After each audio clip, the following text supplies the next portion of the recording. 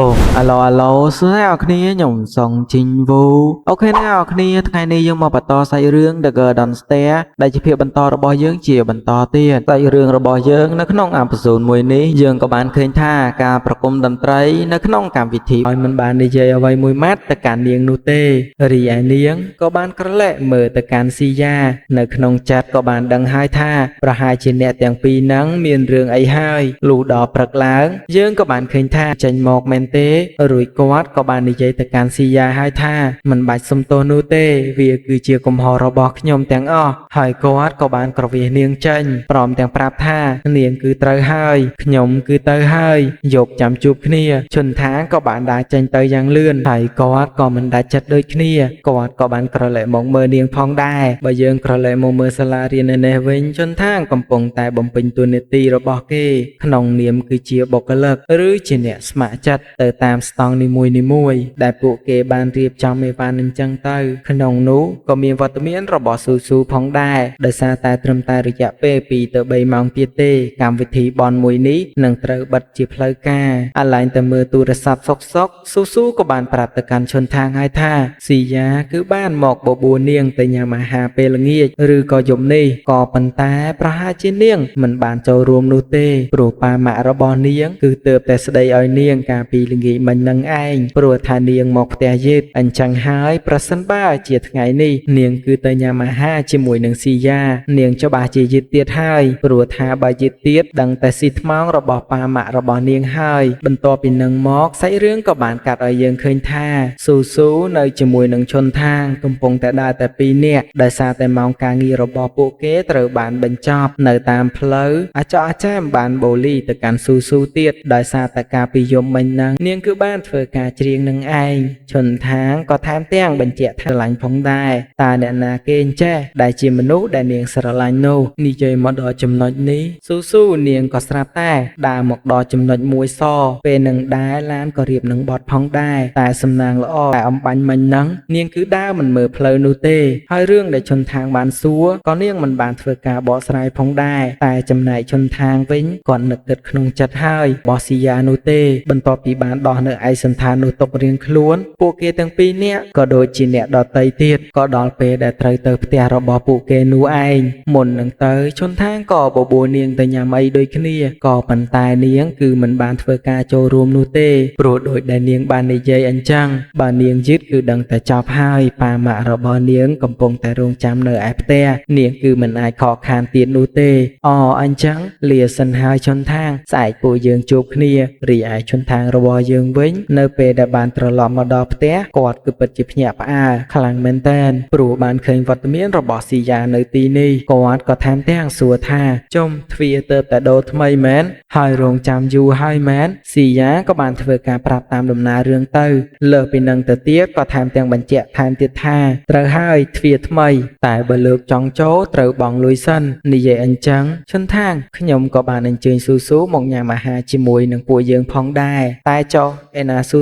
ឈុនថាងក៏បានប្រាប់ទៅកាន់ស៊ីយ៉ាថាស៊ូគឺមិនបានចូលរួមនោះទេដោយសារតែនាងមិនអាចមកបានហើយឈុនថាងគាត់គឺមានការងាររបស់គាត់ដែលត្រូវធ្វើឬថាការងារបែបនេះស៊ីយ៉ាក៏សួរថាចុះខ្ញុំវិញឈុនថាងក៏តបទាំងខ្លីៗថាពួកយើងចាំជួបគ្នានៅថ្ងៃស្អែកតែភ្លាមស៊ីយ៉ាក៏ស្ទុះមកចាប់គាត់តែម្ដងនឹងសួរទៅកាន់ឈុនថាងថាហេតុអ្វីបានជាព្យាយាមកិច្ចអំពីនាងអញ្ចឹងឈុនថាងក៏បានរៀបរាប់ទៅតាមអារម្មណ៍ក៏ដូចជានៅពេលនេះគាត់កំពុងតែគិតអ្វីប្រាប់ទៅកាន់ស៊ីយ៉ាទាំងអស់តែម្ដងហើយគាត់ក៏បាននិយាយថាមិនថាទោះបីជាពេលនេះនាងព្យាយាមខាត់គាត់យ៉ាងណានោះទេក៏ខ្ញុំនៅតែទៅដែរសម័យទៅដល់រូបភាពដែលគាត់បានចាប់ដៃទៅកាន់ស៊ូក៏ដូចជារូបនាងគាត់ក៏រៀបរាប់បណ្ដាពួកយើងគឺមិនមានអារម្មណ៍ដូចគ្នាទេនៅពេលដែលខ្ញុំស្រឡាញ់នរណាម្នាក់ខ្ញុំតែងតែគិតថាតើគេនឹងគិតអំពីខ្ញុំដែរឬក៏អត់នៅពេលដែលខ្ញុំស្រឡាញ់ស៊ូខ្ញុំតែងតែចង់នៅក្បែរនាង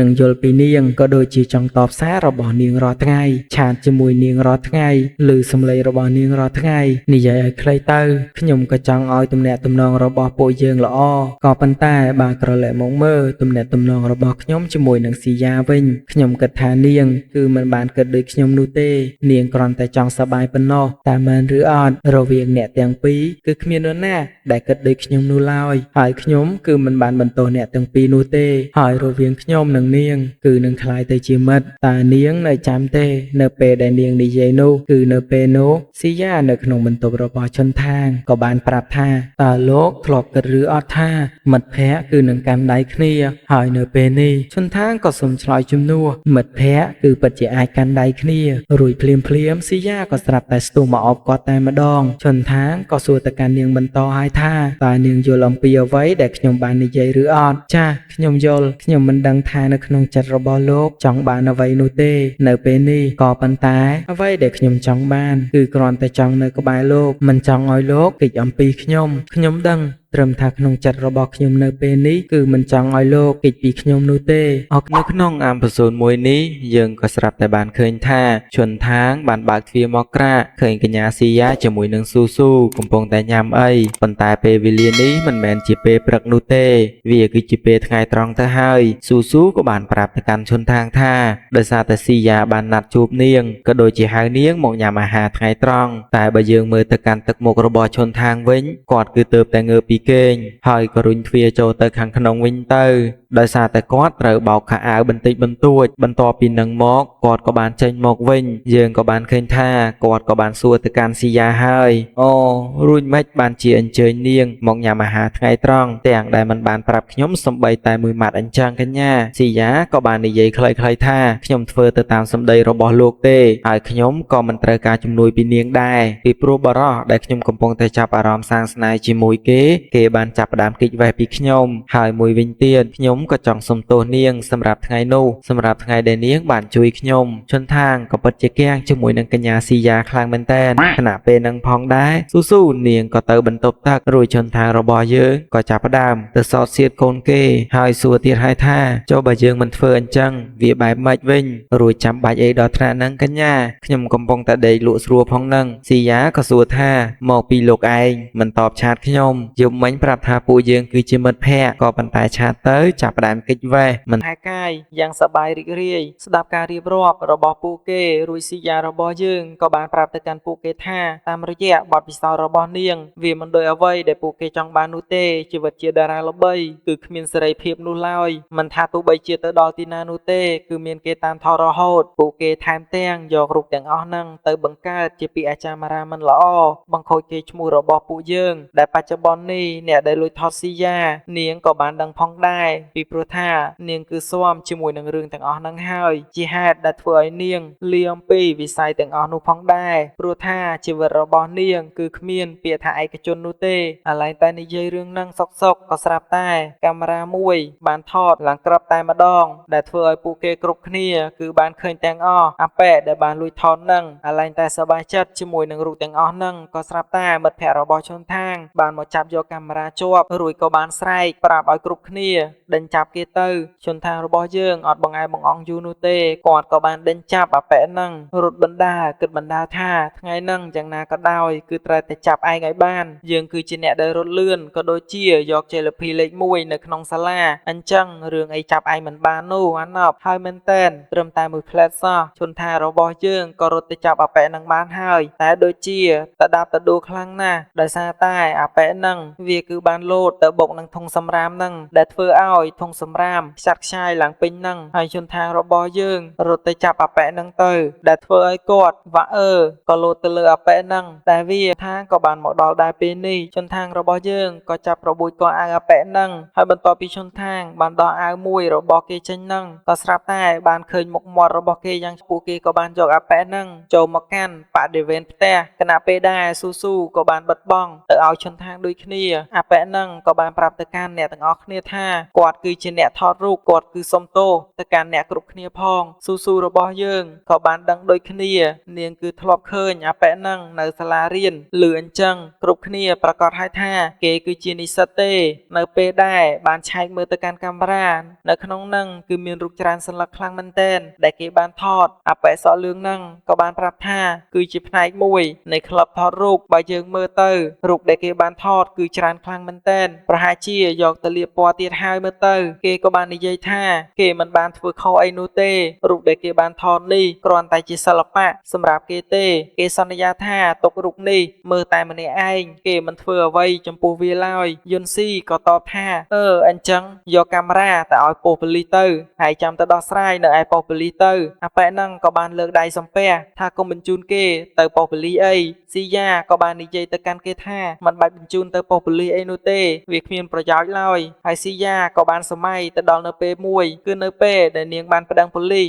គឺបាននិយាយថារូបទាំងអស់នេះគឺបានថតនៅកន្លែងសាធារណៈអញ្ចឹងហើយនេះគឺជាសិទ្ធិអ្នកថតទេវាគឺគ្មានសិទ្ធិអីដែលត្រូវប្តឹងគេនោះទេដែលពេលហ្នឹងធ្វើឲ្យស៊ីយ៉ារបស់យើងគឺពិតជាម៉ូម៉ៅខ្លាំងមែនទែនហើយបច្ចុប្បន្នក៏បានប្រាប់រឿងហ្នឹងទៅកាន់អ្នកគ្រប់គ្នាហើយនិយាយថាប៉ូលីសគឺគ្មានដំណោះស្រាយចំពោះរឿងហ្នឹងនោះទេបើដោះស្រាយបាននាងធ្វើតាំងពីយូរហើយសម្ដីនេះវាបានធ្វើឲ្យឈុនថាងចាប់ផ្ដើមយល់អំពីស៊ីយ៉ាបណ្ដាហើយក៏ប្រហែលជារឿងមួយនេះដែលធ្វើឲ្យស៊ីយ៉ារបស់យើងគឺតែងតែបញ្ចេញនៅអាកប្បកិរិយាចម្លែករាល់ពេលដែលនរណាម្នាក់ធ្វើអីមិនស្រួលមកលើនាងហើយក៏ដូចជាហេតុដែលនាងតែងតែសំងំនៅក្នុងផ្ទះផងដែរព្រោះនាងមិនចង់ចេញទៅខាងក្រៅទេតែចេញទៅខាងក្រៅបែបនេះស៊ីយ៉ាបន្ទាប់ពីប្រាប់ទៅកាន់អ្នករាល់គ្នាថាមិនបាច់ហៅប៉ូលីសអីទេចាំនាងគឺជាអ្នកដោះស្រាយជាមួយនឹងបញ្ហានេះដោយខ្លួនឯងដោយការដោះស្រាយរបស់ស៊ីយ៉ានាងគឺចង់ធ្វើការវាយទៅកាន់អាប៉ែនឹងតែម្ដងអត់និយាយច្រើននោះទេ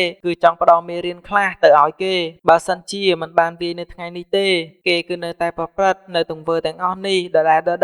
ដែលធ្វើឲ្យអាប៉ែនឹងឮហើយគឺពិតជាភ័យខ្លាំងមែនតើស៊ីយ៉ាក៏បន្តថាថ្ងៃនេះបើយើងមិនផ្ដល់មេរៀនឲ្យតែឯងខ្លះនោះទេឯងនៅតែបន្តសកម្មភាពរបស់ឯងដូច្នេះវាមិនមែនត្រឹមតែកើតឡើងមកលើរូបយើងនោះទេសូម្បីតែតារាល្បីដទៃទៀតក៏វាអាចនឹងកើតឡើងផងដែររួចនាងក៏បានរើសយកនៅដបស្រាមកដើម្បីវាយទៅកាន់គេតែប្លង់ពេលនេះអាណប់នឹងក៏បានបញ្ជាក់ក្នុងនាមជាហ្វេនផ្កាប់មុខម្នាក់គាត់មិនចង់ឲ្យដបរបស់គាត់ទៅប្រឡាក់ដៃនោះទេតែរៀបនឹងវាទៅហើយក៏ស្រាប់តែជនថាងរបស់យើងគាត់ក៏បានចូលមកខាត់រួចក៏បានប្រាប់ទៅពួកគេថាហិង្សាគឺមិនអាចដោះស្រាយនៅបញ្ហាបាននោះទេអញ្ចឹងហើយកុំបង្កហិង្សាអីឃើញបែបនេះស៊ីយ៉ាក៏បាននិយាយទាំងមូម៉ៅឲ្យថាអាណិតវាខ្លាំងណាស់មែនទេអាណិតពួកវាទៅនឹងធ្វើឲ្យពួកវាចាប់ផ្ដើមទង្វើអាក្រក់ទាំងអស់នេះមកលើខ្ញុំនិយាយរួចស៊ីយ៉ារបស់យើងនាងក៏បានដើរចាក់ចេញទៅដែលនាងចូលទៅកាន់បន្ទប់ហើយនាងសូមមិននិយាយអីច្រើននោះទេក្រោយពីស៊ីយ៉ារបស់យើងបានដើរចូលទៅផ្ទះបាត់ទៅពេលនេះពួកគាត់មិនដឹងថាត្រូវដោះស្រាយជាមួយអាប៉ែនឹងដោយរបៀបណានោះទេតែពេលនោះយើងក៏បានឃើញថានរណាម្នាក់កំពុងតែដើរទៅរកអាប៉ែនឹងហើយលើកនៅដបស្រាមកវាយឬសតែផាំងវាធ្វើឲ្យគ្រប់គ្នាឃើញហើយគឺពិតជាស្រឡាំងកាំងខ្លាំងមែនទែនហើយអ្នកដែលបានវាយទៅកាន់គេនោះគឺកញ្ញាស៊ូនោះឯងគ្រាន់តែបានបើកក្បាលនៅអំពស៊ូននឹងតែក៏មិនអាចផងដែរនឹងសំបីតលេងជាមួយនឹងមិត្តភ័ក្តិឲ្យស៊ីជម្រៅស្និទ្ធស្នាលបន្តិចនឹងក៏ពិបាកដែរព្រោះថាម៉ាក់ប៉ារបស់នាងគឺពិតជាតឹងរឹងខ្លាំងណាស់ដែលធ្វើឲ្យនាងនឹងធ្វើអ្វីមិនជោគជ័យនោះទេនាងគឺតែងតែមានអារម្មណ៍ថាបាក់ទឹកចិត្តខ្លាំងមែនទែននៅពេលដែលពួកគាត់គឺមិនបានយល់ពីកូនបែបហ្នឹងតែងតែផ្ដល់ផលវិបាកដល់កូនគៀបសង្កត់ទៅលើកូនតឹងរឹងទៅលើកូនខុសទំនងជាហេតុដែលធ្វើឲ្យនាងសម្រេចចិត្តធ្វើរឿងឈួតជាច្រើនកន្លងមកទាំងអស់នេះឯងវាគឺជាអតីតកាលក៏ដូចជារឿងរ៉ាវពិបាកទទួលយកសម្រាប់នាងផងដែរបើយើងមើលមកបច្ចុប្បន្នវិញបន្ទាប់ពីស៊ូនាងបានវាយទៅកាន់អាប៉ែមួយនោះរួចនាងក៏ចាប់ផ្ដើមនិយាយសម្លុតទៅកាន់គេតែម្ដងដែលធ្វើឲ្យអាប៉ែមិត្តភ័ក្តិឈុនថាងនឹងឲ្យមេដៃមួយហើយរួចឈុនថាជាមួយយុនស៊ីវិញគឺឡើងគាំងតែម្ដងកញ្ញានេះកាច់យក ស៊ូក៏បានឲ្យអាប៉ែនឹងនាងនឹងព្យាយាមស្រែកដាក់ឲ្យមនុស្សគ្រប់គ្នាខ្លាំងមែនតែនព្រាមប្រដៅមិនដាច់ពីមាត់នោះទេឮតែពីស្នាមញញឹមคล้ายៗនោះឯងដែលធ្វើឲ្យនាងនៅពេលនេះគឺមិនអាចទទួលទ្រាំបានទៀតនោះទេហើយនាងក៏ចាប់ផ្ដើមសើចក្នុងលក្ខណៈហួសចិត្តនិងជឿចាប់ខ្លាំងមែនតែនរកអ្វីមកថ្លៃមិនឃើញទេកន្លែងសើចនឹងយើងបានដឹងហើយគឺនាងក៏បានសើចនៅក្នុងមុខឈុនທາງរបស់យើងផងដែរនៅពេលដែលឈុនທາងរបស់យើងនៅជាមួយរូនីនោះឯងដែលចាប់តាំងពីថ្ងៃនឹងមកស៊ីយ៉ាក៏បានដើរចេញពីវិស័យមួយនឹងហើយនាងក៏ថែមទាំងរៀនជក់បារីទៀតប៉ុន្តែពិតនាងអត់ចេះជក់ទេគឺឆ្លក់ឡើងពេញនឹងហ្មងខ្សែជីវិតរបស់នាងគឺពិតជាឯកោនិងកំសត់ខ្លាំងមែនតែនឈ្មោះជាតារាល្បីម្នាក់ប៉ុន្តែរកភាពឯកជនឲ្យខ្លួនឯងអត់បានទេរកខ្លួនឯងជាខ្លួនឯងហ្នឹងក៏អត់បានសោះហ្មងគ្រប់ពេលគឺរស់នៅជាមួយនឹងការសម្ដែងជានិច្ចនៅពេលដែលនាងបានគិតទៅដល់រឿងមួយហ្នឹងបច្ចុប្បន្នវិញនាងកំពុងតែបង្ហូរទឹកភ្នែកហើយពេលនោះឈុនທາງរបស់យើងក៏បានគូទ្វារចូលមកផងដែរនាងក៏បានឲ្យគាត់ចូលមកគ្រាន់តែមកដល់ឈុនທາងក៏បានប្រាប់ទៅកាន់ស៊ីយ៉ាអំពីរឿងនោះដែលពួកគាត់អត់បានខលទៅប៉ូលីសអីទេពីព្រោះថាស៊ូគឺបានវាយទៅកាន់អាប៉ែហ្នឹងមួយទំហឹងហ្មងបើប្តឹងប៉ូលីសគឺមានបញ្ហាធំហើយក៏ប៉ុន្តែពួកយើងក៏បានសួរចម្លើយគេដែរក៏ដូចជាប្រមូលព័ត៌មានជាច្រើនពីគេផងដែរក្នុងនោះក៏មានកាតដែលបានដកចេញពីកាមេរ៉ានោះគឺមានរូបភាពជាច្រើនដែលតាក់ទងជាមួយនឹងនាងដូចគ្នានាងចង់ចាត់ការបែបម៉េចក៏ចាត់ការទៅហើយជនທາງក៏បានបញ្ជាក់ថារឿងហ្នឹងពួកយើងបានដោះស្រាយរួចអស់ហើយអត់មានបន្សល់ដានឬក៏រឿងអ្វីដែលមិនត្រឹមត្រូវឲ្យប៉ូលីសសង្ស័យលើពួកគាត់បន្តទេពីព្រោះថាទាំងស៊ូក៏ដូចជាព្រោះធំយើងនឹងបានសន្លត់ទៅកាន់ជនសង្ស័យនឹងហើយធ្វើឲ្យវាបាក់ស្បាតលែងហ៊ានពាក់ព័ន្ធទៀតហើយវាក៏បាននិយាយសន្យាផងដែរនឹងមិនពាក់ព័ន្ធជាមួយនឹងរឿងនឹងទៀតឡើយជនทางក៏បន្តថានៅក្នុងសៀវភៅទាំងអស់នេះគឺជាការសរសេរសារភាពទោសទាំងអស់អំពីអបិមួយនឹងហើយរូបថតក៏ដូចជាហត្ថលេខាផ្សេងនឹងក៏ត្រូវបានលុបចោលបំផ្លាញចោលទាំងអស់អត់មានឲ្យសល់ផុសតាំងសោះឡើយឥឡូវនេះគាត់គ្រាន់តែចង់ប្រាប់ទៅកាន់ស៊ីយ៉ារបស់យើងថាចង់រាយការណ៍ទៅប៉ូលីសឬសាលារៀនមិនហ្នឹងគឺរាយការណ៍ទៅឬក៏ចង់បញ្ចប់រឿងរ៉ាវទាំងអស់ហ្នឹងតែត្រឹមហ្នឹងក៏តាមចិត្តរបស់នាងទៅពីព្រោះថាគាត់ក៏បានប្រមូលយកផុសតាងក៏ដូចជាព័ត៌មានផ្សេងអំពីគេអស់ហើយយ៉ាងច្រើនបើស៊ីយ៉ាប្តឹងប៉ូលីសអាប៉ែហ្នឹងអាចនឹងជាប់គុកឬក៏ត្រូវបង់ប្រាក់ពិន័យអញ្ចឹងទៅប្រសិនបើស៊ីយ៉ារបស់យើងប្តឹងឬក៏លុបរឿងរ៉ាវដែលពាក់ព័ន្ធទាំងអស់ហ្នឹងចោលគឺអាស្រ័យលើនាងនោះឯងនិយាយមកដល់ចំណុចនេះស៊ីយ៉ាក៏បានស្ទុះមកអោបឈុនທາງយើងយកតែម្ដងដែលធ្វើឲ្យឈុនທາងរបស់យើងគឺពិតជាមានអារម្មណ៍ថាប្លែកចិត្តខ្លាំងមែនទែនហើយលើពីនឹងទៅទៀតគាត់ក៏បានយល់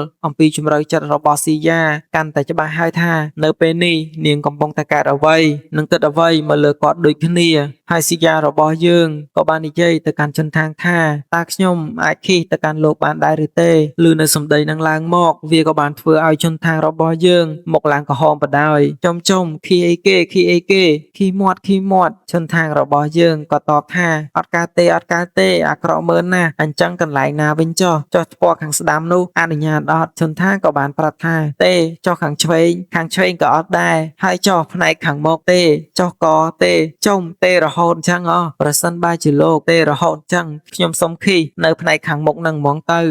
រួចខីផ្នែកខាងមុខអីគេនឹងគេខីនៅកន្លែងណានឹងគ្នាព្រឺសម្បល់ដល់ហើយនេះហើយកញ្ញាស៊ីយ៉ារបស់យើងនឹងក៏បានខីទៅលើដៃរបស់ឈុនทางរៀងអស់សំណើចខ្លាំងមែនតែនធ្លាប់តែឃើញប្រុសគេខីទៅលើដៃរបស់មនុស្សស្រីអានេះស្រីក៏បានមកខីទៅលើដៃមនុស្សប្រុសអីណាខ្ញុំឡើងញ័រសាច់ហ្មងគិតទៅអាប៉ែនឹងភ្លើមែនតែនប្រសិនបើតួឯងប្រុសនឹងជាហ្វេនរបស់ admin វិញកញ្ញាស៊ីយ៉ារបស់យើងដឹងតែចប់ហ្មងហើយស៊ីយ៉ាក៏បានយកដៃរបស់ឈុនทางមកធ្វើអាវលើថ្ពាល់របស់នាងខណៈដែលនាងកំពុងតែអណ្ដែតអណ្ដូងជាមួយនឹងទឹកភ្នែករបស់នាងផងដែរឈុនทางដកដៃយ៉ាងលឿនព្រោះថាឡើងព្រឺរោមហើយពេលហ្នឹងស៊ីយ៉ាផ្លែឡើងលៀនប៉ុនមាត់ហើយរួចកញ្ញានេះក៏ស្រាប់តែសោយឌឺគេទៀតហើយក៏បានអរគុណគេតាមក្រោយកញ្ញារួចថ្ងៃស្អែកក៏បានចូលមកដល់ស៊ីយ៉ានៅពេលនេះមិនបានរីកាទៅខ្លួនឯណាកញ្ញាស៊ីយ៉ាបាននិយាយទាំងមូម៉ៅទាំងខឹងថាចាំមើលទៅលើក្រោយអាប៉ែនឹងដឹងតែស៊ីថ្មងហ្មងអត់រួចខ្លួននោះទេព្រោះថាផោះតាំងទាំងអស់នាងគឺមាននៅក្នុងដៃហើយប្រសិនបើអាប៉ែនឹងពាក់ព័ន្ធនឹងរឿងនឹងទៀតគឺដឹងតែចប់របស់នាងហើយមើលតែកំហឹងរបស់អាចារ្យនឹងទៅគឺដឹងហើយបញ្ជាក់ទៀតហើយថាបើឯងមិនដេកគុកទេក៏បោះបង់ការសិក្សាដែរប្រសិនបើហ៊ានលូកដៃក៏ដូច ដូចជាចូលរួមជាមួយនឹងរឿងទាំងអស់នឹងទៀតរួចជន់ថាងរបស់យើងក៏បានលើកដៃធ្វើរបៀបជោគជ័យដោយសារតែពេលនេះពួកគេបានសម្រេចក៏ដូចជាជោគជ័យ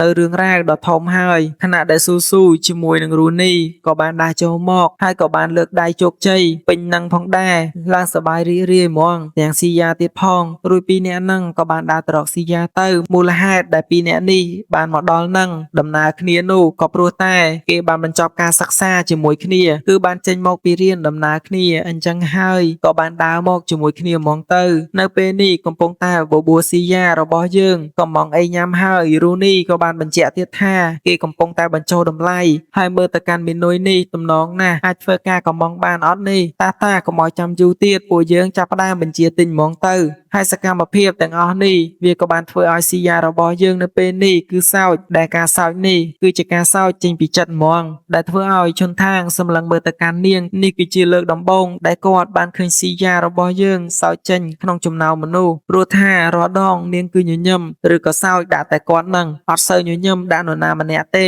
លុះបន្ទាប់ពីនឹងមកយើងក៏បានឃើញថារូនីជាមួយនឹងឈុនថាងព្រមទាំងស៊ូក៏បានមកដើរផ្សារជាមួយគ្នាដែលពេលហ្នឹងក៏បានចាប់អារម្មណ៍ជាមួយនឹងសម្លេងចម្រៀងក៏ដូចជាព័ត៌មានដែលគេបានបញ្ជាក់ថាក្រុម Dream Sweet នឹងជិតចេញអាល់ប៊ុមថ្មីហើយដោយឈុនថាងក៏បានប្រាប់រឿងនេះទៅកាន់ស៊ីយ៉ាតែមើលទៅកាន់ទឹកមុខទៅឈុនថាងក៏អាចកត់សម្គាល់ដឹងហើយថានាងគឺមិនចង់ឮអំពីក្រុមរបស់នាងនោះទេយ៉ាងណាក៏ដោយមួយរយៈក្រោយនេះឈុនថាងរបស់យើងឃើញថាស៊ីយ៉ាគឺវិជ្ជមានច្រើននោះគឺមានន័យថានាងគឺរៀនចុះសម្រងជាមួយនឹងវត្តមានមនុស្សជុំវិញខ្លួនរៀងច្រើនជាងមុនខណៈនៅពេលនេះយើងក៏បានឃើញថាឈុនថាងរបស់យើងដូចជាទើបតែប្រឡងបញ្ចប់ទេក៏មើលមុខរបស់គាត់ដាច់យប់ប៉ុន្មានថ្ងៃហើយដោយសារតែគាត់ប៉ុន្មានថ្ងៃហ្នឹងអត់បានដេកតតែសោះរវល់មើលមេរៀននោះឯងអញ្ចឹងហើយមកដល់ផ្ទះដោយរៀងស្មុគស្មាញអស់កម្លាំងខ្លាំងណាស់ខណៈពេលដែលស៊ីយ៉ារបស់យើងវិញក៏ដូចជាមកបង្ករឿងទៀតហើយនៅពេលនេះចង់បបួលអប៉ែហ្នឹងទៅជប់លៀងព្រោះថា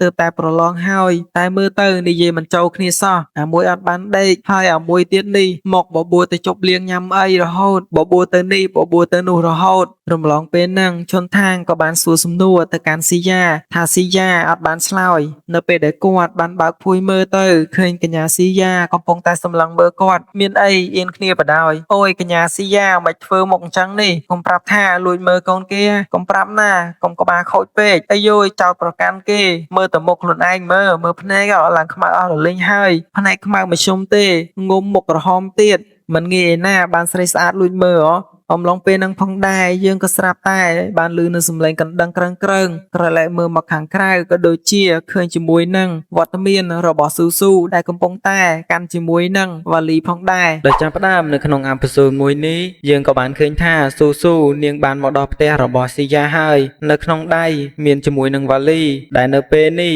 គឺនាងចង់សុំស៊ីយ៉ារបស់យើងស្នាក់នៅ1ខែ2ខែសិនមើលទៅទាំងមុខស៊ីយ៉ានាងគឺយល់ព្រមតែឆៃអត់មានបញ្ហាអីទេមកដល់ពេលបច្ចុប្បន្នពេលដែលស៊ូបានផ្លាស់ប្ដូរពីមួយកន្លែងទៅមួយកន្លែងបែបនេះខណៈដែរស៊ីយ៉ាក៏បានរៀបចំជាមួយនឹងបន្ទប់ដ៏ល្អមួយសម្រាប់ស៊ូផងដែរស៊ូក៏បានអរគុណទៅកាន់នាងស្របពេលហ្នឹងឈុនថាងក៏បានប្រាប់ទៅកាន់កញ្ញាទាំងពីរថាគាត់គឺត្រូវទៅក្រៅហើយដោយសារតែគាត់ត្រូវទៅជប់លៀងចុំស៊ីយ៉ាអញ្ចឹងជប់លៀងនៅផ្ទះអត់ទេឥឡូវចេញមកក្រៅអីណាយ៉ាប់ណាស់នៅពេលដែរឈុនថាងគាត់ក៏បានដើរចេញមកខាងក្រៅយើងក៏បានឃើញថាគាត់គឺនៅតែបន្តគិតអំពីស៊ូបែបនេះពីរនាក់ហ្នឹងក៏សម្រេចចិត្តថាមកអង្គុយផឹកជុំគ្នាហ្មងទៅ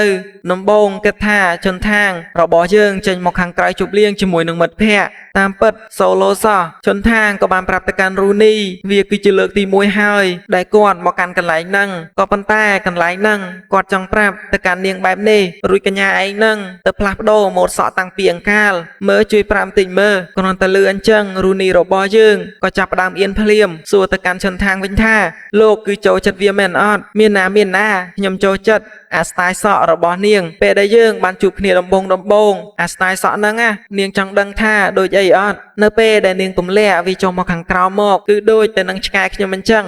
ណែកុំមើលងាយឆ្កែក្បាលរបស់ខ្ញុំស្រឡាញ់ចូលចិត្តវាខ្លាំងណាស់អញ្ចឹងអាចបញ្ជាក់ថាខ្ញុំគឺចូលចិត្តម៉ូដសក់របស់នាងកាលពីមុនឈប់អាប៉ែនេះទំនេរខ្លាំងមែនយកគេមកប្រៀបធៀបជាមួយនឹងឆ្កែអាឡែងតែនិយាយគ្នាសោកក៏ស្រាប់តែរូនីបានស្ងាត់បែបហ្នឹងជន់ថាងគាត់ក៏បានផ្លាស់ប្ដូរប ប្រធានបទទៅអេរូនីគ្រាន់តែហៅគេបានតែប៉ុណ្ណឹងគេក៏បានសួរទៅមុនទៅហេតុអ្វីបានជាអាប៉ែនឹងមកកន្លែងនឹងវិញអត់នៅជាមួយស៊ូស៊ូព្រមទាំងស៊ីយ៉ាទេឬឈុនថាងក៏បានប្រាប់ថាអូតាមពិតទៅគាត់ដើរទៅឆ្លងកាត់ពីកន្លែងមួយមកកន្លែងមួយនឹងទៀតឃើញទំនេរពេកក៏ចូលមកហ្មងទៅរូនីក៏សួរម្ដងទៀតចុះស៊ីយ៉ាហេតុអ្វីបានជាមិននៅជាមួយនាងឈុនថាងគាត់ក៏បានតបទៅវិញថារួចមិនបានជាសួរអញ្ចឹងកញ្ញានេះក៏បានតបស្ងាត់ថាមិនបាច់មកធ្វើពុតទេគ្រប់គ្នាគឺដឹងថាស៊ីយ៉ាចូលចិត្តលោកទុកលោកដូចជាសង្សារអញ្ចឹងពេលខ្លះខ្ញុំថែមទាំងគិតពេលដែលលោកចេញទៅខាងក្រៅជាមួយនឹងនាងម្ដងគឺដូចជាសង្សារនឹងគ្នាទៀតផងជន់ថាងនៅពេលដែលបានឃើញអញ្ចឹងគាត់ក៏បានធ្វើការបដិសេធទៅកញ្ញារូនីប៉ុន្តែក្នុងចិត្តរបស់គាត់នៅពេលនេះគឺបានគិតទៅដល់ស៊ីយ៉ាភ្លាមអីយ៉ាប់ណាស់អាប៉ែនេះអំឡុងពេលនឹងផងដែរជន់ថាងកំពុងតែគិតនឹងរូនីនាងក៏បានគិតនៅក្នុងចិត្តដូចគ្នាជន់ថាងបាននិយាយថាគាត់គឺធ្លាប់ស្រឡាញ់នារីម្នាក់ប៉ុន្តែប្រហែលជានារីម្នាក់នោះគឺស្ថិតនៅក្នុងអតីតកាលរបស់គាត់ហើយនៅពេលនេះគាត់គឺមិនបានដេតជាមួយនឹងស៊ីយ៉ាឬក៏ស៊ូស៊ូគាត់គិតបណ្ដាថែមទាំងស្រមៃទៅដល់ពេលនោះទៀតអំឡុងពេលនឹងផងដែរក៏ស្រាប់តែជន់ថារបស់យើងក៏បាននិយាយទៅកាន់រូនីថារូនីខ្ញុំមានជាមួយនឹងគំនិតមួយតើនាងជឿទៅលើនិស្ស័យឬក៏វាសនាឬក៏អត់ការដេតគឺជារឿងទូទៅដែលមនុស្សគ្រប់គ្នាបបួលគ្នាឬក៏ណាត់ជួបគ្នាជាមុនក៏ប៉ុន្តែលើកលែងតែករណីមួយវាគឺជាករណីចៃដន្យហើយតើនាងគឺជឿទៅលើវាសនាដែរឬទេរូនីវាសនាដែលបាននាំឲ្យមនុស្សពីរនាក់នៅសោកក៏ស្រាប់តែជួបគ្នាហើយពួកយើងក៏បានមានឱកាសចៃដន្យជួបគ្នាមិនចេះតែមានទេក៏មិនចេះតែកើតឡើងនោះដែរត្រូវអត់ហើយអ្វីដែលខ្ញុំបាននិយាយនេះគឺគ្រាន់តែចង់សម្ដៅទៅលើវាសនាបានកើតឡើងឬក៏អាចកំណត់ទៅដោយទេពធីតានៃសេចក្តីស្រឡាញ់ឬក៏យើងស្គាល់ថាទេពធីតាឈូភេទនោះឯងចុះពាក្យឈូភេទហ្នឹងវាតាក់ទងអីជាមួយនឹងសាច់រឿងហើយពាក្យឈូភេទហ្នឹងគឺជាពាក្យដំណើរតាក់ទងជាមួយនឹងទេពធីតានៃសេចក្តីស្រឡាញ់នៅពេលនេះឈុនថាងគាត់គឺជឿជាក់ថាយប់នេះព្រឹត្តិការណ៍ឈូភេទនឹងបង្ហាញខ្លួនដែលបានធ្វើឲ្យរូនីបារម្ភខ្លាំងមែនតើតែគូស្នេហ៍ដែលបានបង្ហាញខ្លួនដោយស្នាដៃទេពធីតាឈូភេទហ្នឹងគឺអ្នកទាំងពីរនោះទៅវិញរូនីខំតែ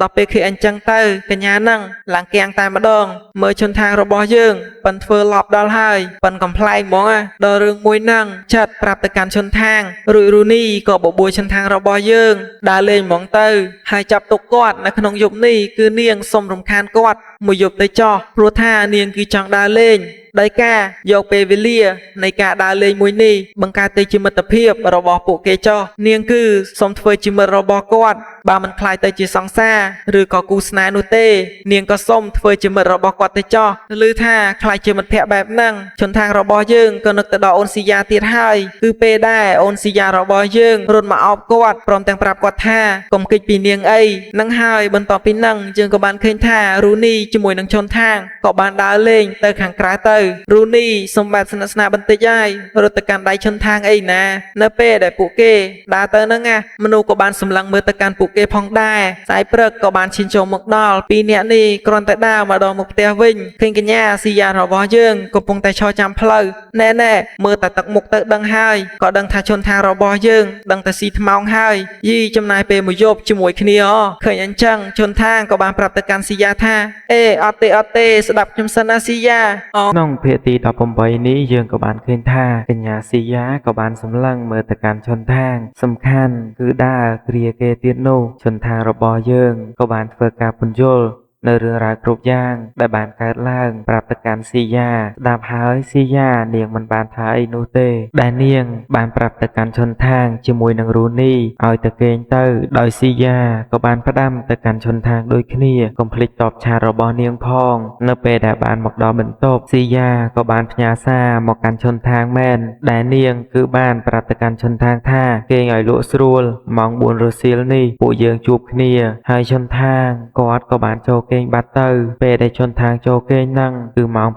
ព្រឹកបន្ទាប់ពីហ្នឹងមកបន្តិចក្រោយមកក៏ស្រាប់តែម៉ោង 3 កន្លះគឺគាត់បានដាក់ម៉ោងរោងើបមុនកន្លះម៉ោងសល់កន្លះម៉ោងទៀតដើម្បីរៀបចំខ្លួនចេញទៅជាមួយនឹងស៊ីយ៉ានោះឯងនៅពេលដែលរៀបចំខ្លួនរួចមកដល់ខាងក្រៅក៏បានឃើញថាស៊ីយ៉ាកំពុងតែឈររងចាំគាត់ដោយស៊ីយ៉ានាងគឺនឹងទៅទិញកាហ្វេជាមួយនឹងរបស់មួយចំនួនទៀតដែលនាងចង់ទិញនៅត្រង់ចំណុចកន្លែងហ្នឹងខ្ញុំ អត់បានចាប់អារម្មណ៍អីច្រើននោះទេគឺចាប់អារម្មណ៍ទៅលើកៅអៅរបស់ឈុនថាងយើងនោះពណ៌ឡើងភិញតែម្ដងក្រោយមកស៊ីយ៉ាជាមួយនឹងឈុនថាងក៏បានមកដល់ហាងមួយកន្លែងដែលឈុនថាងក៏បានរៀបរាប់ជាមួយនឹងរឿងរ៉ាវគ្រប់យ៉ាងតែគាត់នៅជាមួយរូនីបានជួបប្រទះហើយមូលហេតុដែលគាត់ដើរគ្រារូនីបែបហ្នឹងគឺដោយសារតែនៅពេលដែលនាងចុះកម្មចិន្តារូនីនាងក៏បានក្រឡាច់ជើងដែលធ្វើឲ្យជើងរបស់នាងក្រិចហើយភ្លាមឈុនថាងគាត់ក៏បានជូនជាមួយនឹងកញ្ញារូនីរបស់យើងទៅមន្ទីរពេទ្យផងដែរហើយឡើងតែនិយាយរៀបរាប់ប្រាប់ទៅកាន់កញ្ញាស៊ីយ៉ា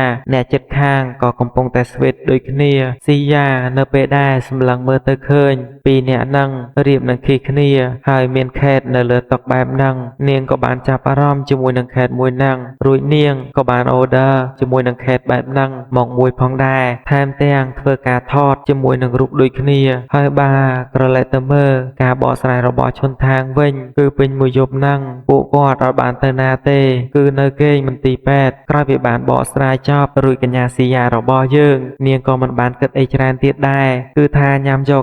បដ យរួចគ្រាន់តែកញ្ញាស៊ីយ៉ារបស់យើងជូតមាត់សោះអបិជនថាងធ្វើមុខក្រហមម្លេះខ្លាចគេចាប់ខីមាត់ទៀតមែនស៊ីយ៉ាក៏បានប្រាប់ទៅកាន់ជនថាងថាមើលទៅរសជាតិវាក៏ពិតជាឆ្ងាញ់ខ្លាំងណាស់បន្ទាប់ពីនឹងមកពួកគាត់ក៏បានចាកចេញពីហាងជនថាងគឺមិនដឹងទេថាស៊ីយ៉ានាំគេទៅណាទៀតទេស៊ីយ៉ាក៏បានប្រាប់ទៅកាន់គាត់ឥឡូវពួកយើងទៅរោងកុនទៅបើមិនអញ្ចឹងទេទៅផឹកនៅបារក៏បានដែរហើយនាងក៏ចង់ឲ្យយប់នេះគឺជាការណាត់ជួបរបស់គាត់ទាំងពីរនាក់ទៅចោះនាងក៏បានចាប់ផ្ដើមផឹកស្រាជាមួយនឹងជនថាងគ្រាន់តែបានឮថាផឹកស្រាម្ដងជនថាងរបស់យើងក៏ចាប់ផ្ដើមដកឃ្លាមកម្ខាងតែម្ដងអូយស៊ីយ៉ាដឹងហើយតាមពិតទៅកញ្ញាឯងចង់ដាក់អន្ទាក់ខ្ញុំតាអញ្ចឹងតើបានជាឃើញឆោគិតនៅនឹងមុខរបងគណៈដែលស៊ីយ៉ាក៏បានប្រាប់ទៅកាន់ជនថាង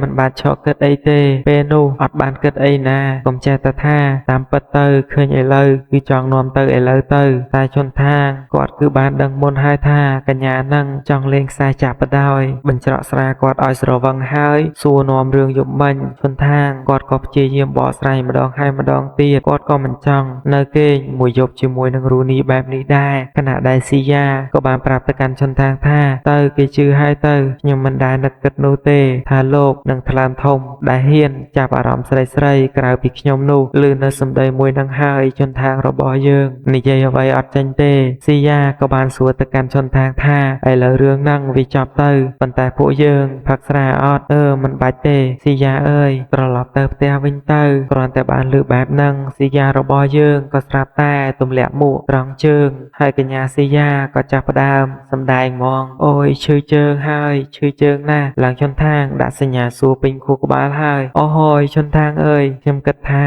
គួរនាំខ្ញុំទៅពេទ្យទៅប្រហែលជាត្រូវលៀងអាកលហើយអូយជនថាងអើយតាពួកយើងទៅកន្លែងផឹកហ្មងទៅវានឹងមានជាតិអាកលគ្រាន់តែបានឮបែបហ្នឹងហើយជនថាងរបស់យើងតោចយកហ្មងកញ្ញានេះខ្ជូននោះខ្ជូនអើយបាន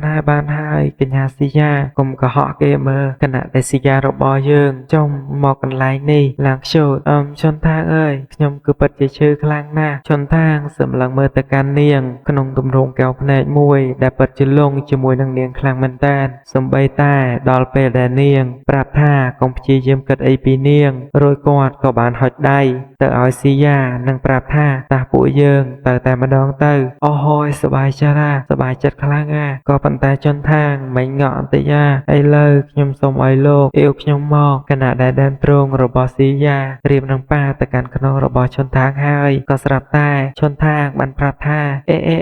របៀបគាត់អៀនព្រោះខ្លាចអនុប៉ះទៅអៀនយកមកដែរអញ្ចឹងហើយកញ្ញាស៊ីយ៉ារបស់យើងក៏យល់រួចនាងក៏បានអោបដៃទៅកាន់ជនថាងដើរទៅខាងមុខបន្តជាមួយគ្នាទៅគ្រាន់តែមកដល់កន្លែងញ៉ាំអីភ្លាមកញ្ញាស៊ីយ៉ាចាប់ផ្ដើមធ្វើការអូដឺកញ្ញាស៊ីយ៉ារបស់យើងក៏ចាប់ផ្ដើមធ្វើការ skin shot យកទៅលើអាហារនៅលើយកទាំងអស់នៅពេលកញ្ញានឹងយកដៃទៅស្ទាបសក់ក្បាលរបស់នាងនឹងក៏ស្រាប់តែនឹកឃើញថានាងគឺភ្លេចយកមួកមកបាត់ទៅហើយដោយមួករបស់នាងគឺបានຕົកចោលនៅលើផ្លូវនោះឯង ชนทางก็បានសួរដែរតើទៅយកវិញអត់កញ្ញាស៊ីយ៉ាក៏ប្រាប់ថាអត់ទេខ្ញុំត្រូវការផឹករួចឡើងមើលទៅកាន់មនុស្សជុំវិញខ្លួនដែលពួកគេបានញ៉ាំជាមួយនឹងអាហារឆ្ងាញ់ៗក៏ជាអាហារដែលនាងចូលចិត្តដែរប៉ុន្តែនាងគឺអត់អាចញ៉ាំបានទេតែញ៉ាំគឺដឹងតែឡើងគីឡូហើយសៀវក៏បានហុចជាមួយនឹងតែទឹកឃ្មុំតែឲ្យស៊ីយ៉ាខណៈដែរអ្នកទាំងពីរក៏បានជុលកែវគ្នាដើម្បីអបអរសាទរបន្ទាប់ពីនេះពួកគេទាំងពីរនាក់ក៏បានមកឈរនៅមាត់ទន្លេជាមួយនឹងគ្នាព្រមទាំងនិយាយតាក់ទងជាមួយនឹងគោលដៅនៅថ្ងៃខាងមុខក៏ដូចជាសុបិនរបស់ពួកគេអញ្ចឹងទៅដោយការពីតូចគ្រួសាររបស់ពួកគេទាំងពីរនាក់ហ្នឹងមិនមែនជាគ្រួសារធូធាអីទេអញ្ចឹងហើយពួកគេមាននៅក្តីសុបិនចង់រកប្រាក់ឲ្យបានច្រើនក៏ដូចជារស់នៅកន្លែងដែលពួកគេចង់រស់នៅអញ្ចឹងទៅដោយសៀវក៏បានប្រាប់ទៅកាន់ស៊ីយ៉ាថាឥឡូវនេះពួកយើងកំពុងតែដើរទៅរកសុបិនរបស់ពួកយើងហើយនៅថ្ងៃខាងមុខច្បាស់ណាស់សុបិនរបស់ពួកយើងនឹងក្លាយទៅជាការពិតដោយនេះក៏ជាមូលហេតុដែលពួកគេបានដាក់ឈ្មោះក្រុមនេះត្រៀមស្វីតអំឡុងពេលដែលពួកគេទាំងពីរនាក់កំពុងឈរនិយាយគ្នាទាំងសប្បាយចិត្តក៏ស្រាប់តែមានកាមេរ៉ាថតមកកាន់ពួកគេមនុស្សគ្រប់គ្នាក៏បានជជែកវែកញែកថាតើនោះគឺជា idol ក៏បានចាប់ផ្ដើមលើកយកនៅទូរស័ព្ទមកថតទៅកាន់អ្នកទាំងពីរតែម្ដងទោះបីជាយានសៀវបានខំប្រឹងនិយាយប្រាប់ថានេះមិនមែនជាលើឆាកនោះទេទីនេះវាជាកន្លែងសាធារណៈវាជាពេលឯកជនរបស់ពួកនាងក៏ពួកគេមិនបានធ្វើការបញ្ឈប់ទៅលើការថតនេះដែរក៏ប៉ុន្តែសៀវនាងក៏បានបង្វែរស្ថានភាពដោយបានចាប់ស៊ីយ៉ាទៅចិត្តនឹងព្រមទាំងបាននិយាយសួស្ដីទៅកាន់ហ្វេនរបស់នាងដោយឲ្យបន្តគាំទ្រអញ្ចឹងទៅហើយចាប់តាំងពីថ្ងៃនឹងមកក្រុមរបស់ពួកគេចាប់ផ្ដើមមានកេរ្តិ៍ឈ្មោះល្បី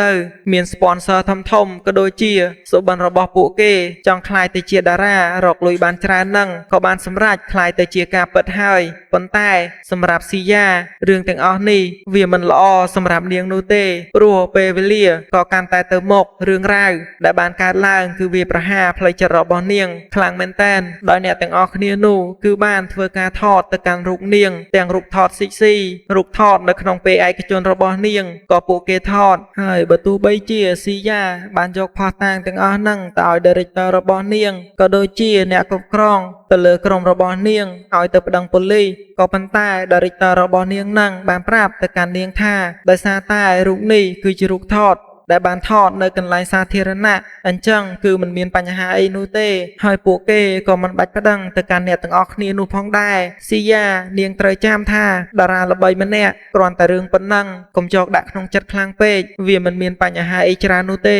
ស៊ីយ៉ានាងក៏បានព្យាយាមប្រាប់ទៅកាន់ director របស់នាងថាប៉ុន្តែវាជាពេលវេលានិងភាពឯកជនរបស់នាងពួកគេមិនគួរណាថតក៏ដូចជាយកទៅផុសទៅលើបណ្ដាញសង្គមព្រមទាំងសរសេរពាក្យអាចារ្យមិនល្អមកកាន់នាងទេតែយ៉ាងណាក៏ដោយ director របស់ស៊ីយ៉ាក៏បានប្រាប់ទៅកាន់នាងថានាងត្រូវចាំណាពាក្យថាតារាគ្មានពេលវេលាឯកជននោះទេឬក៏យើងអាចនិយាយឲ្យខ្លីទៅជីវិតរបស់តារាគឺគ្មានភាពនៅឯកជនសម្រាប់ខ្លួនឯងនោះទេ director របស់នាងបានបន្ថែមទៀតថាមានមនុស្សប្រុសស្រីជាច្រើនមានក្តីស្រមៃចង់ក្លាយជាតារាតែថាមានមនុស្សតិចខ្លាំងណាស់ដែលអាចសម្រេចនូវក្តីស្រមៃក៏ដូចជាសុបិនមួយនេះដូច្នេះយើងគឺអាចសង្ឃឹមបានថានាងគឺនឹងគិតឡើងវិញដោយមិនបិទទៅលើផ្លូវរបស់ខ្លួនឯងនោះទេពាក្យសម្ដីទាំងអស់នេះវាក៏ចាប់ផ្ដើមចាក់ដោតទៅលើបេះដូងរបស់ស៊ីយ៉ាជាខ្លាំងផ្លូវចិត្តរបស់នាងក៏ចាប់ផ្ដើមប៉ះទង្គិចបន្តិចម្ដ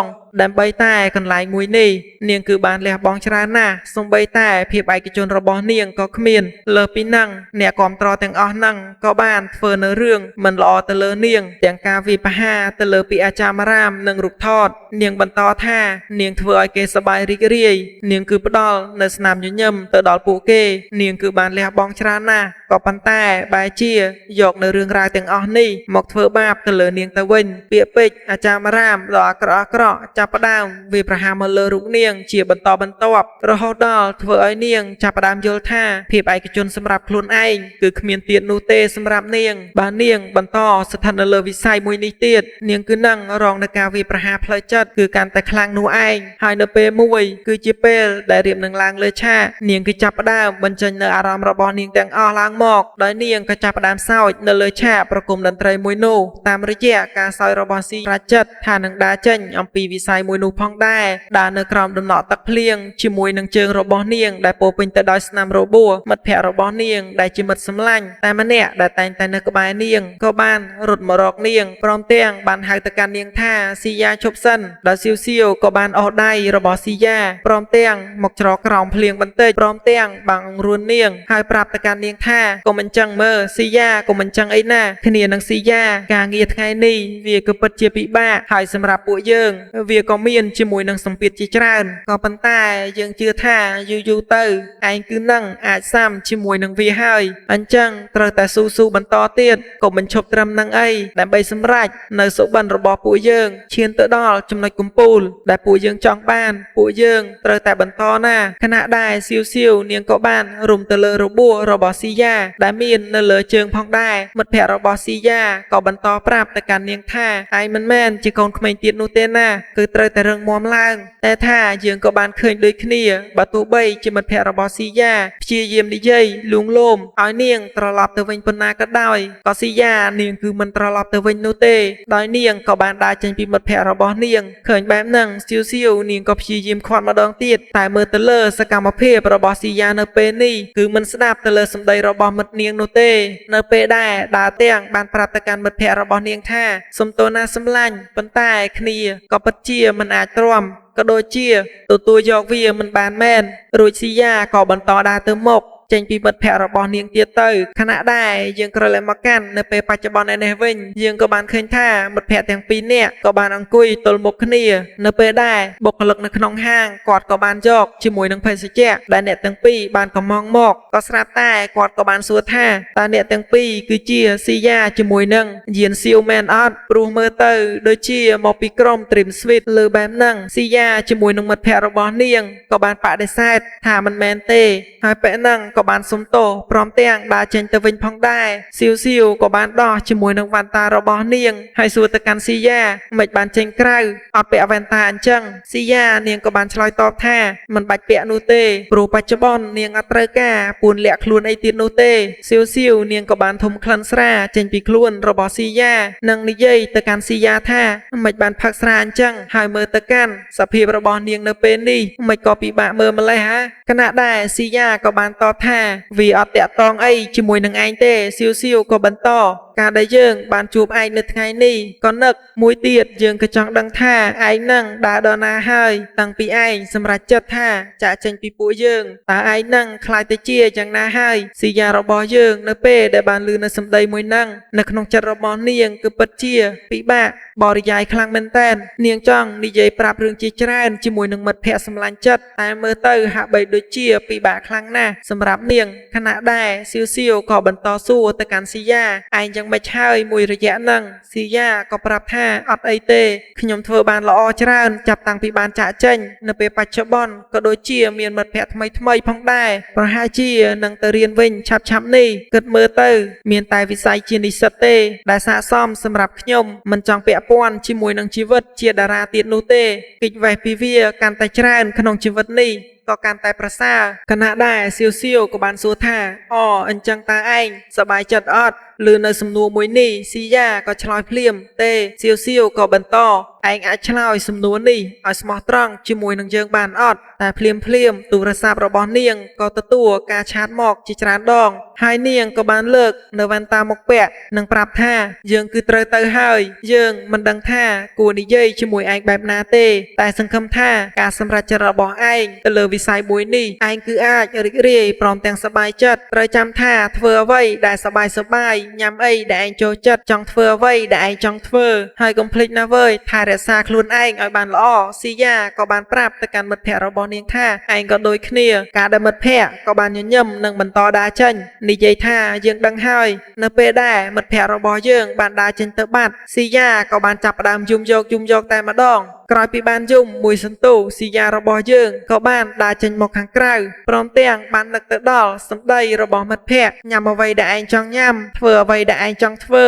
អ្វីក៏ដោយឲ្យតែឯងសប្បាយចិត្តពីពេលនេះទៅជីវិតរបស់ឯងគឺនឹងមានសេរីភាពហើយឯងគឺអាចរកពេលវេលាឯកជនសម្រាប់ខ្លួនឯងរួចពេលហ្នឹងយើងក៏បានឃើញថាស៊ីយ៉ានាងក៏បានដើរកាត់ដំណក់ទឹកភ្លៀងកាត់មនុស្សពីរនាក់ពួកគេបានឃើញបែបហ្នឹងក៏គិតថានោះគឺជានិមិត្តរូបតើវើយគូស្នេហ៍ ទាំងពីរនិយាយថាមើលទៅដូចជាកញ្ញាស៊ីយ៉ាក៏ប៉ុន្តែគេមិនបានចាប់អារម្មណ៍អីច្រើនទេពីព្រោះថាស៊ីយ៉ានាងគឺបានដើរមកខួរបាត់ហើយដែលនាងគឺបានដើរក្រោមដំណក់ទឹកភ្លៀងមិនមានឆាត់មិនមានអីងជាមួយនឹងទឹកភ្នែកស្រមៃទៅដល់ជន់ថាងរួចពេលវេលាមួយនេះគឺពិតជាលឿនខ្លាំងណាស់ក៏ស្រាប់តែវាព្រឹកបាត់ទៅហើយ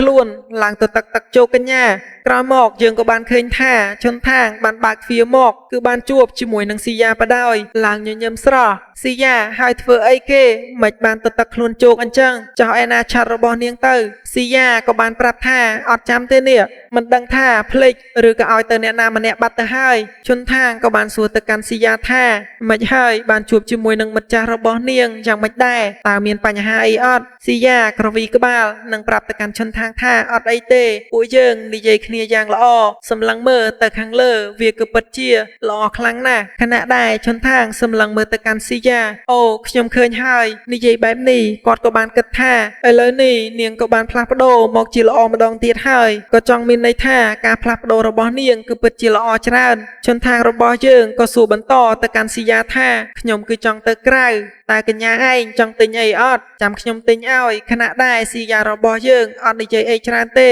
ក៏ចាប់ដៃកូនប្រុសគេចាប់ដៃកូនប្រុសរបស់គេរួចជន់ថាងរបស់យើងដឹងហើយនេះអូកញ្ញានឹងទៀតហើយអត់មានចង់បានអីនោះទេដឹងតែចង់បានខ្ញុំទៀតហើយ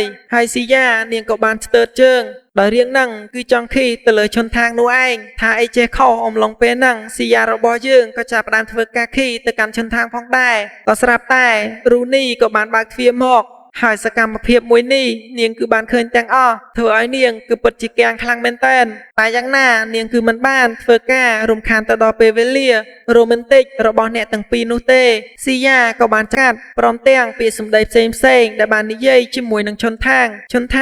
ក៏ធ្លាប់សួរទៅកាន់នាងថាតើស្រឡាញ់គាត់ទេនាងគឺឆ្លើយថាចាស់នោះឯងហើយដោយសារតែសក់របស់គាត់ស្អាតមុខរបស់គាត់ក៏ស្អាតឯងគឺស្រួលអោបខ្លាំងមែនតើជន់ថាងក៏ថាហាដែលបានកើតឡើងអំពីអ្នកចិត្តខាងទាំងពីរក៏បានចាប់ផ្ដើមកន្លែងទីប្រជុំជនពីព្រោះថាខ្ញុំក៏ចង់ឲ្យគាត់បង្ហាញនៅសេចក្តីស្រឡាញ់ដែលមានមកលើខ្ញុំឲ្យអ្នកគ្រប់គ្នាបានឃើញហើយស្រែកឲ្យលឺស្រែកខ្លាំងថាស៊ីយ៉ាពេលនេះនាងគឺជារបស់ខ្ញុំចាំអីទៀតឈិនថាងនៅពេលដែលស៊ីយ៉ានិយាយមកដល់ចំណុចមួយនេះឈិនថាងរបស់យើងគាត់គឺឡើងកាំងតែម្ដងនៅពេលនេះអាចនិយាយបានថាគាត់គឺពិតជាថ្មឹងមែនតើហើយនិយាយស្ដីអីអត់ចាញ់នោះទេតើពាក្យសម្ដីរបស់គាត់បានឮចេញពីមាត់របស់ស៊ីយ៉ាមិញនេះវាគឺជារឿងពិតឬអត់អារម្មណ៍របស់គាត់ផ្លឹកមិនទេព្រមទាំងបានស្រមៃនឹកឃើញនៅរូបភាពរបស់ស៊ីយ៉ាបណ្ដាក្នុងចិត្តរំភើបហើយថា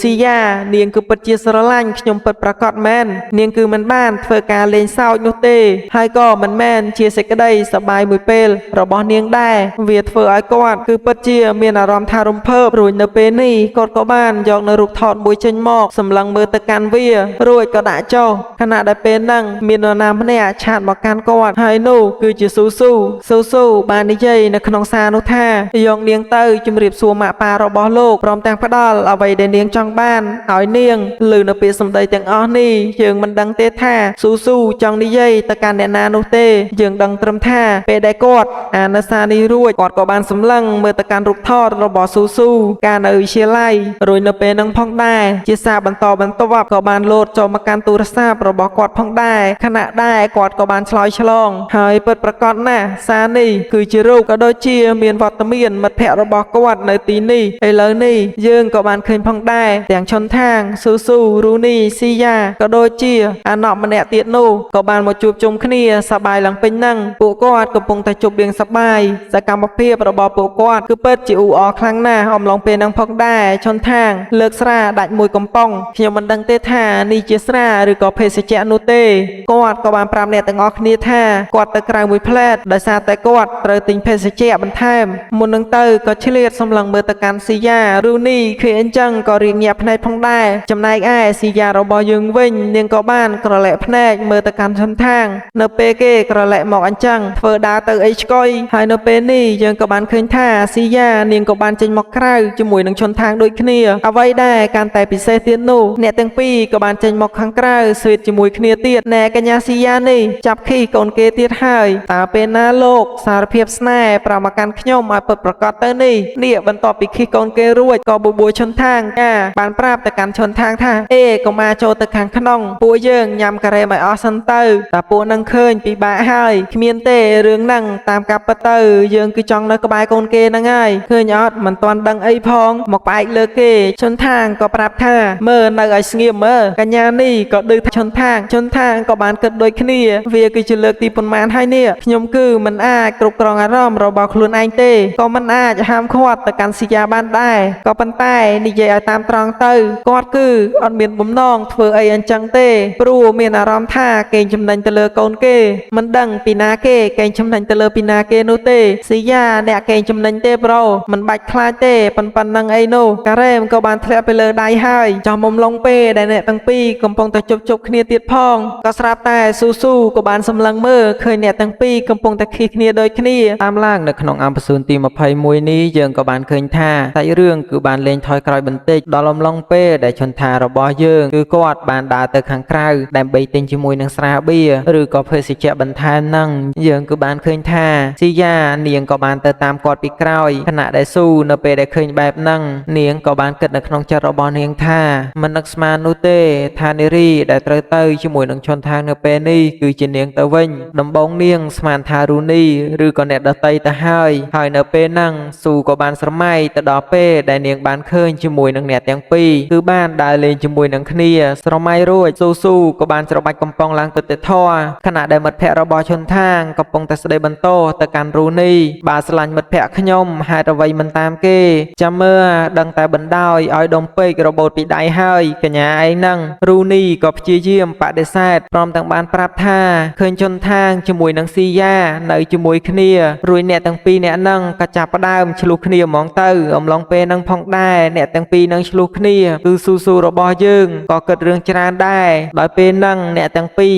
ក៏បានជ្រុលដៃដែលបានបណ្ដាលឲ្យរបស់នៅទីនោះជ្រុះរញ៉េរញ៉ៃពេញហ្នឹងខណៈដែលពួកគេក៏បានជួយរើសគ្នាបន្ទាប់ពីនេះស៊ូក៏បានប្រាប់ទៅកាន់អ្នកទាំងអស់គ្នាថាដោយសារតែនាងគឺយកសម្រាមទៅចោលនោះឯងរួចស៊ូក៏បន្តគិតនៅក្នុងចិត្តឲ្យពួកយើងបានដឹងថានាងគឺតែងតែគិតអំពីស្ថានភាពដែលនាងជួបប្រទះជាពិសេសនាងគឺពិតជាមានជាមួយនឹងទុក្ខលំបាកជាច្រើនដោយសារតែឪពុកម្ដាយរបស់នាងគឺតឹងរឹងខ្លាំងមែនទែននាងថែមទាំងប្រាប់ថាមិនថាការលុបរូបថតជាមួយនឹងឈុនថាងឬក៏ភាពស្និទ្ធស្នាលជាមួយនឹងឈុនថាងទេនាងក៏តែងតែគេចវេះក៏ដើម្បីតែមិនចង់ឲ្យខ្លួនឯងនឹងស្និទ្ធស្នាលជាមួយនឹងឈុនថាងហើយបានលឺទៅដល់ម៉ាក់ប៉ាអញ្ចឹងទៅព្រោះនាងមិនចង់ឲ្យម៉ាក់ប៉ារបស់នាងជេរក៏ដូចជាស្ដីបន្ទោសរាល់ថ្ងៃនោះទេនៅពេលហ្នឹងស៊ូក៏ស្រាប់តែបានឃើញជាមួយនឹងឈុនថាងជាមួយនឹងស៊ីយ៉ាកំពុងតែគ្រាគ្នាថ្ងៃស្អែកក៏បានឈានមកដល់ម្នាក់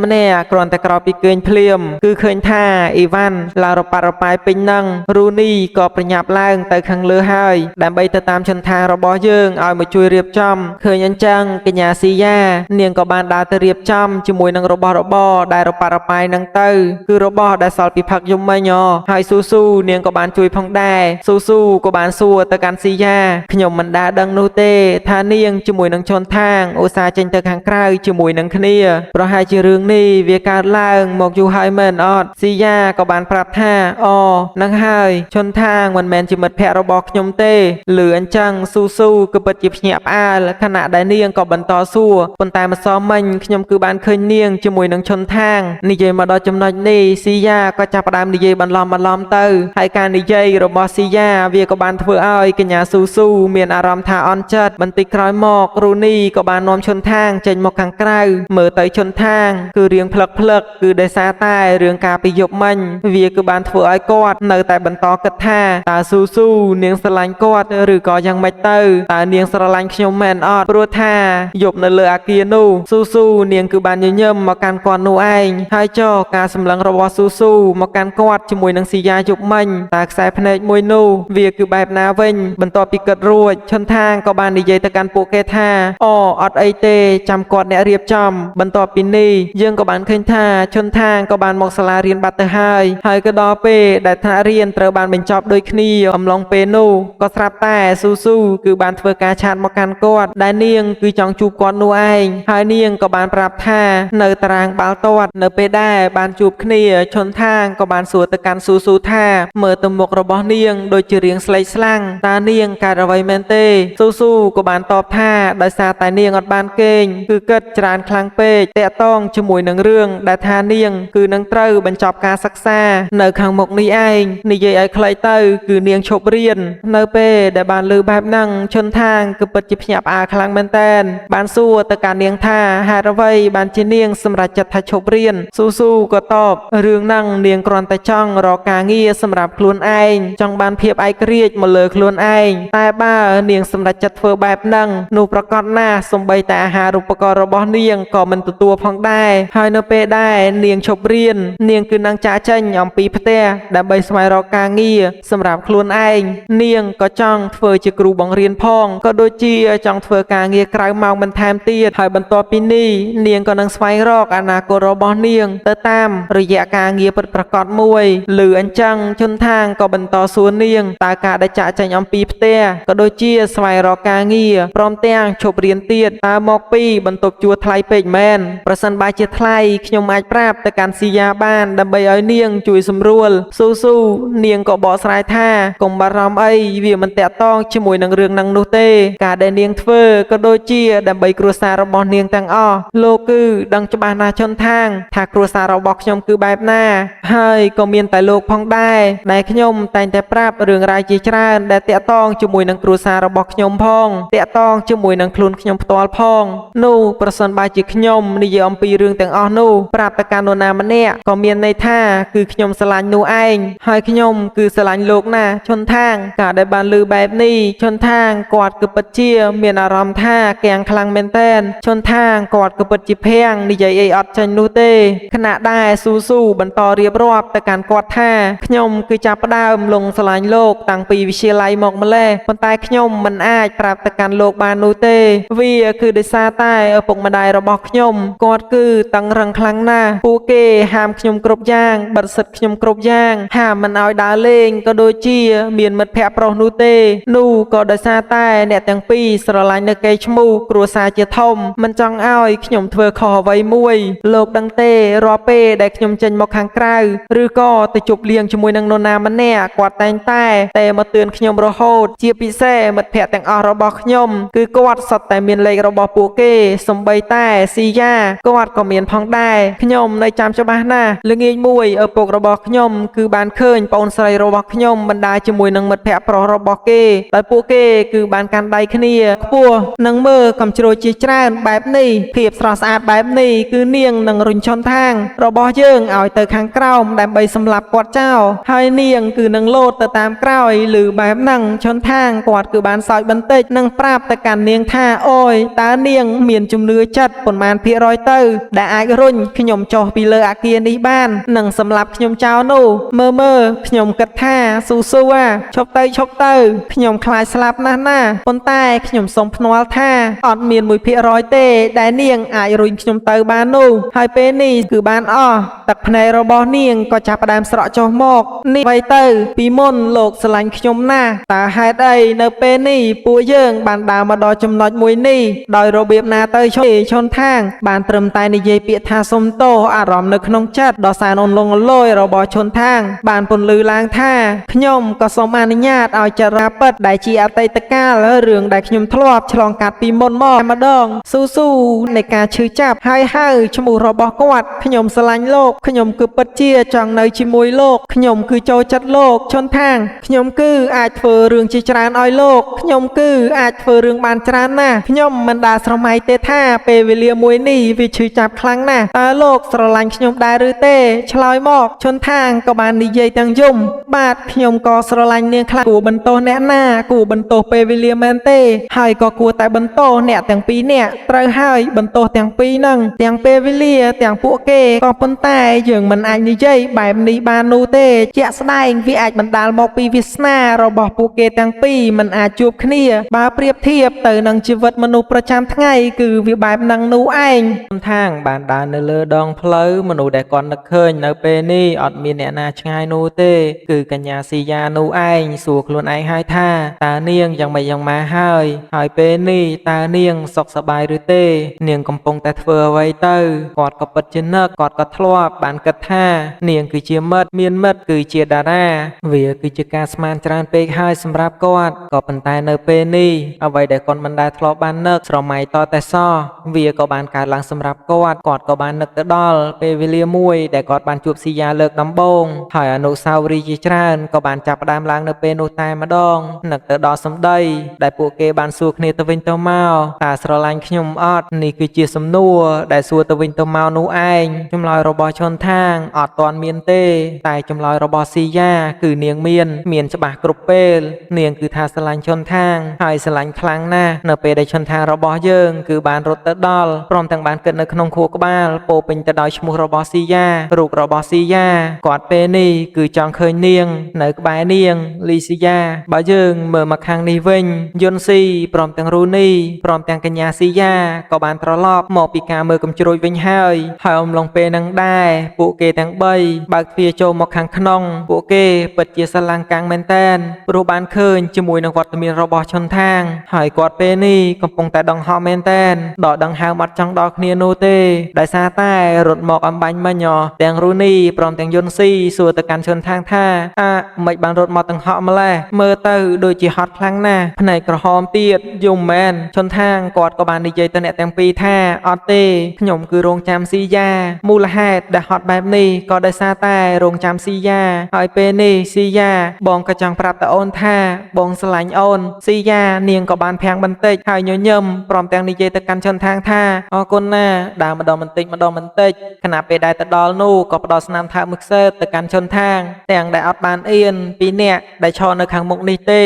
ស៊ីយ៉ាក៏បានប្រាប់ទៅកាន់ឈុនថាងវិញថាអូនក៏ស្រឡាញ់បងដូចគ្នាហើយស្រឡាញ់ខ្លាំងទៀតផងរួចនាងក៏បានដើរចូលទៅខាងក្នុងហើយក៏ប្រាប់ទៅកាន់អ្នកទាំងអស់គ្នាថាសូមចូលផ្ទះមុនហើយណាជួបគ្នាថ្ងៃស្អែករាត្រីសួស្ដីអ្នកទាំងអស់គ្នាខណៈពេលដែលនាងបានដើរចូលទៅក្នុងបន្ទប់បាត់ទៅយើងក៏បានឃើញអាពីរអ្នកនេះអើយខ្ញុំអស់និយាយខ្លាំងមែនតើហ្មងអាប៉េយុនស៊ីនេះក៏បានសួរទៅកាន់ឈុនថាងចាប់កអាវផងអីផងចុំស្អីគេហ្នឹង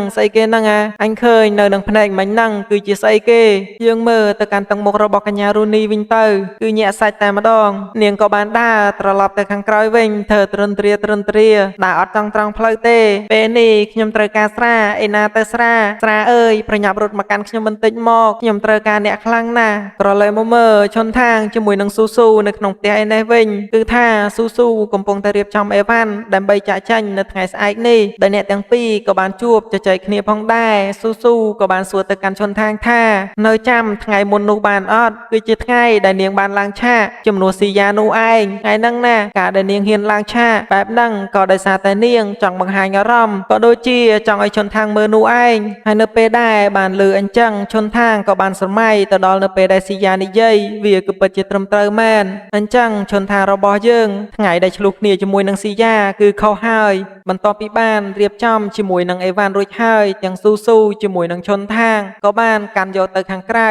ដើម្បីដាក់ក្នុងឡានចេញទៅអំឡុងពេលហ្នឹងស៊ូក៏បានប្រាប់ទៅកាន់ឈុនថាងផងដែរកុំឲ្យរងចាំសារនាងអីដោយសារតែនាងរវល់អត់បានលេងទូរស័ព្ទទេមើលទៅព្រោះចូលធ្វើការមួយវិញទៀតនាងអត់បានភ្លេចឈុនថាងក៏ដូចជាអ្នកដតីនោះទេពេលទំនេរពួកយើងនឹងជួបជុំគ្នាម្ដងឬបែបហ្នឹងឈុនថាងក៏បានអូខេទៅពួកគេក៏បានយកអេវ៉ាន់ទៅដាក់តាក់ស៊ីដើម្បីជូនទៅផ្ទះថ្មីស្របពេលហ្នឹងក៏ស្រាប់តែស៊ីយ៉ានាងក៏បានដើរចេញមកហើយនាងក៏បានផ្ដល់ជាមួយនឹងភេសជ្ជៈមួយទៅឲ្យកញ្ញាស៊ូដោយគាត់ហើយក៏ថែមទាំងស្រឡាញ់ខ្លាំងទៀតផងនៅពេលដែលបានលឺអញ្ចឹងស៊ូអត់បាននិយាយអ្វីបន្តទៀតទេហើយនាងគឺបានញញឹមក្រៅពីស៊ូបានជិះឡានចេញផុតទៅឈុនថារបស់យើងក៏បានគិតនៅក្នុងចិត្តជាមួយនឹងរឿងរ៉ាវដែលគាត់បានជួបប្រទះនីតិខេរ៉ូដូវបានបញ្ចប់ទៅអ្វីបានជួបប្រទះក៏ត្រូវបានរលាយទៅបន្តិចម្ដង